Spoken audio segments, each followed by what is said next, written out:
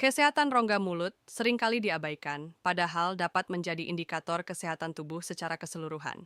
Beberapa kondisi seperti leukoplakia, gingivitis, stomatitis, dan periodontitis dapat mengindikasikan adanya gangguan kesehatan yang lebih serius. Dalam video ini, kita akan membahas definisi, penyebab, gejala, dan cara penanganan dari keempat kondisi tersebut. Mari kita mulai.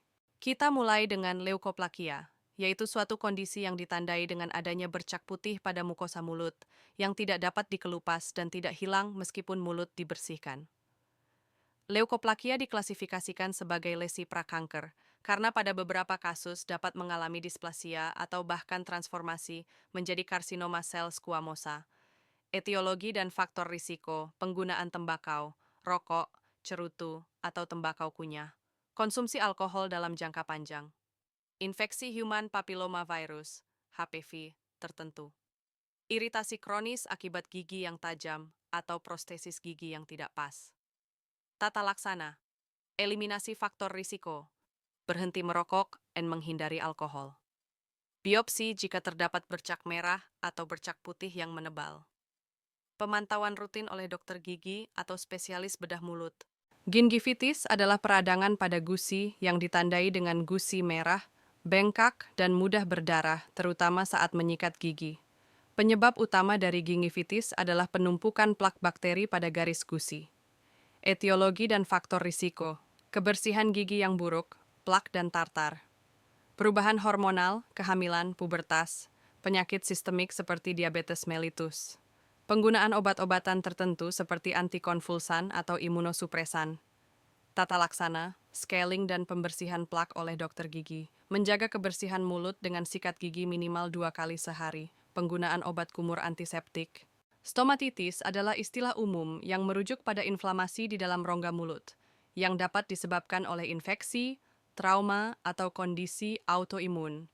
Ada beberapa jenis stomatitis yang umum ditemukan.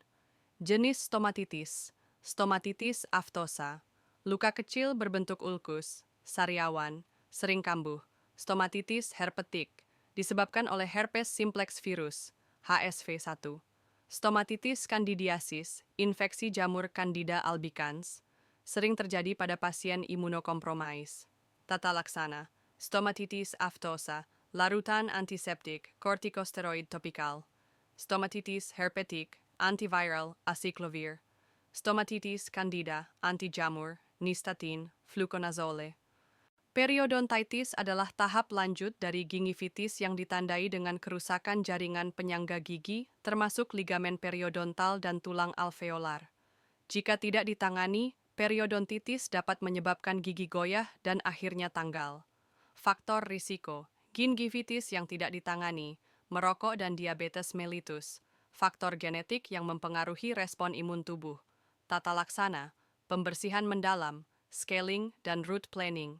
Antibiotik sistemik atau lokal, doxycycline, chlorhexidine. Pembedahan periodontal untuk kasus lanjut.